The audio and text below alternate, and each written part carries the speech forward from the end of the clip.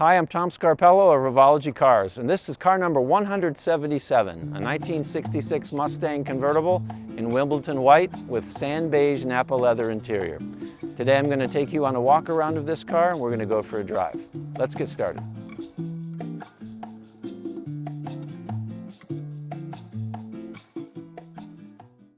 Okay, 1966 Mustang Convertible. Now this is our premium model. This is the version that looks like most of the Mustang convertibles that were produced in 1966.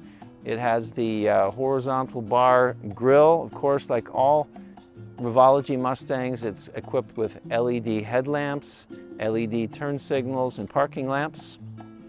At the side, your 5.0 badging. The premium edition has the Mustang horse and tri-bar, the rocker molding on the side. The ornament, the 65 and 1966 models had different ornamentation on the quarter panel. This car is equipped with 16-inch styled aluminum wheels, which are reminiscent of the styled steel wheels that were optional. Back of the car, the horse and tri-bar fuel cap, and the rear bumperettes and the valance. The exhaust exits through a turn-down tip underneath the valance. And of course, LED lighting in the rear as well, and sequential tail lamps. Okay, so this interior is a very interesting one. The leather is a Porsche leather. It's called Sand Beige, and it looks like it could have been an original 60s color. I think this whole color combination of this car looks very period correct, with the Wimbledon White exterior, the Sand Beige interior, the black dash as an accent, and the black carpet. It just looks right.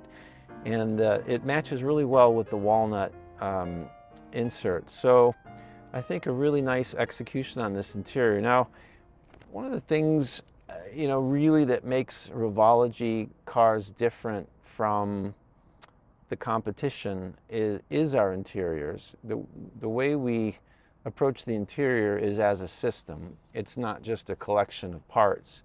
So every part that you see here is wrapped in leather. The dash is wrapped in leather, it's stitched. The console is our own design. It's also wrapped in leather. The veneers are laser cut, genuine walnut. This is not a plastic applique.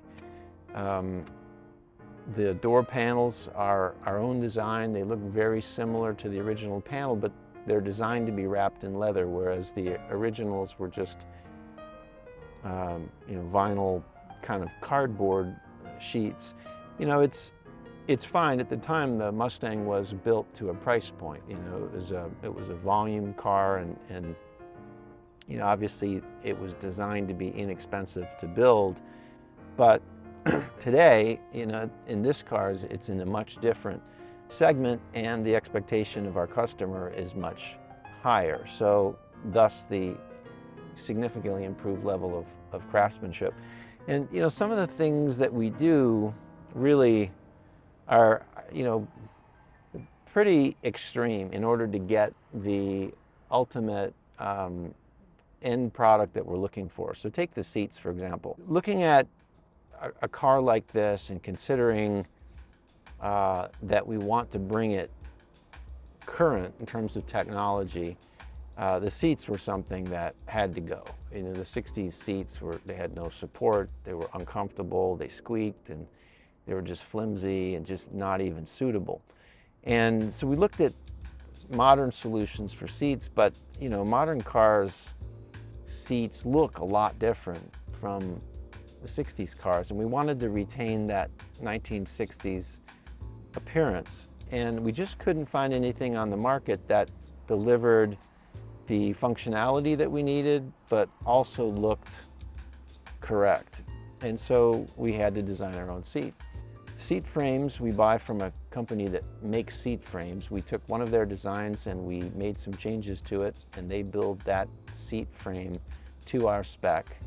We buy the hinges, we buy the mechanisms.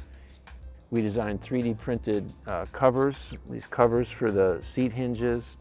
There's a 3D printed cover in the front of the seat that houses the fore-aft power switch and the recline mechanism. The original seats didn't have a recline mechanism. There was, believe it or not, there was actually a little bolt underneath the seat back that you would just unscrew or screw to set your seat back angle.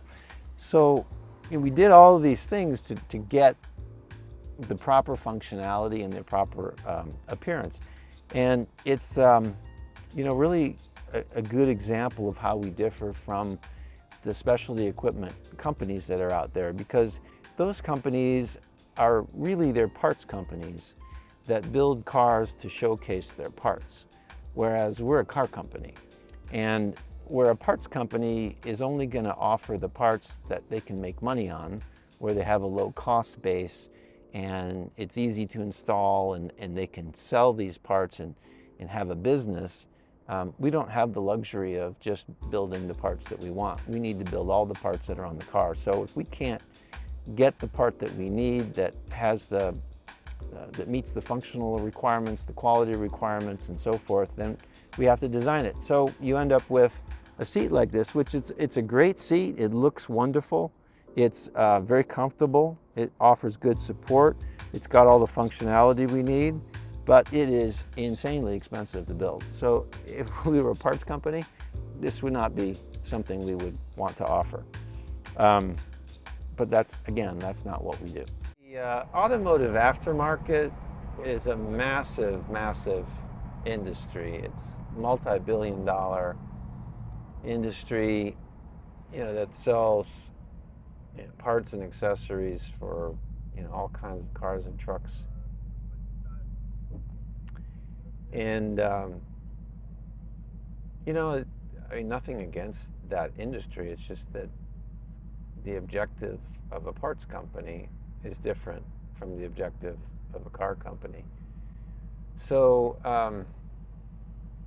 you see a lot of these videos of people promoting a car, but the car was basically built to showcase the parts that the company makes, which is fine. I mean, in the end, we're all in the same business of selling dreams.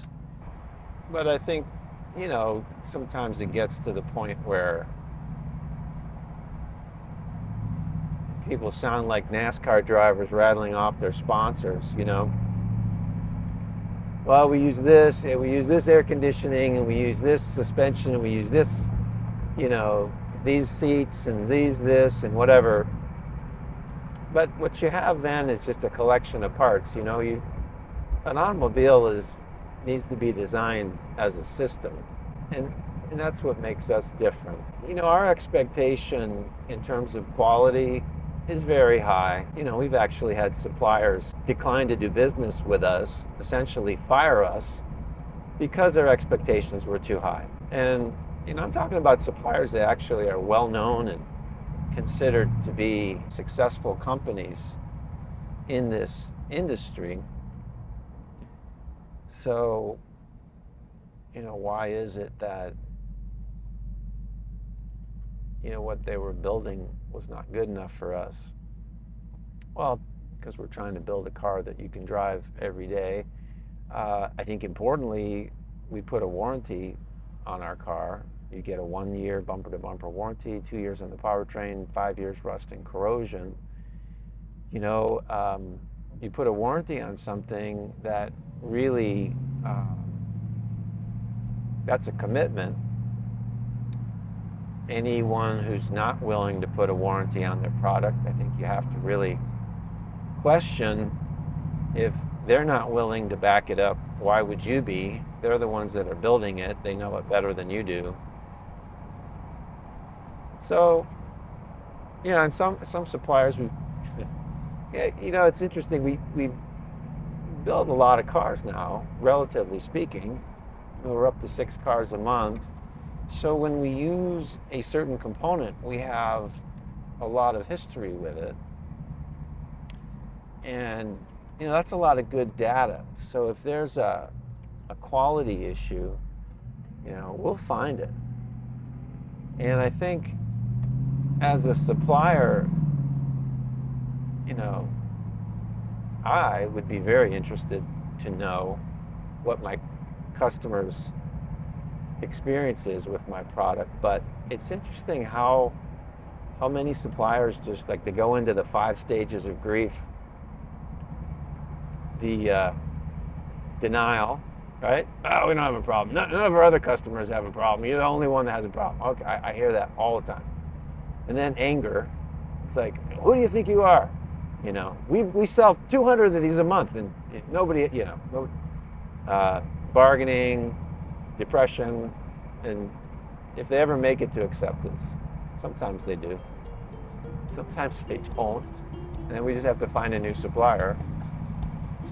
I don't know. The integrity of the product is our top priority. That's what it's all about. And people will eventually find the truth. Sometimes it takes a long time, but if you do things right, people will eventually find the truth.